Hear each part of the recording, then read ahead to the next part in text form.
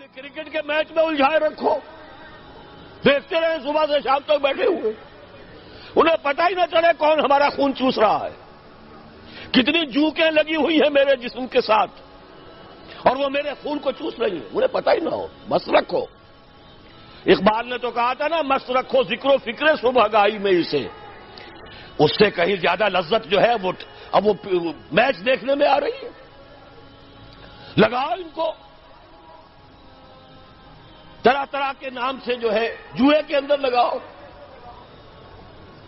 یہ تمام دھندے اس لیے ہیں، یہ اس میں مگن رہے حیوانوں کی طرح۔ اور یہ بھی نوٹ کر لیجئے، یہ بھی ان کے پروٹوکولز میں ہے، اخلاقی اعتبار سے انہیں کرپٹ کر دو، انہیں تمیز ہی نہ رہے بیٹی میں اور بیوی میں، انہیں تمیز نہ رہے مرد اور عورت میں،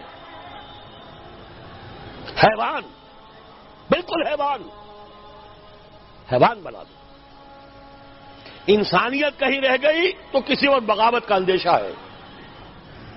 عورت کو باہر نکالو گھر سے، اسے شمع محفل بناؤ، اسے اشتہاروں کا موضوع بناؤ۔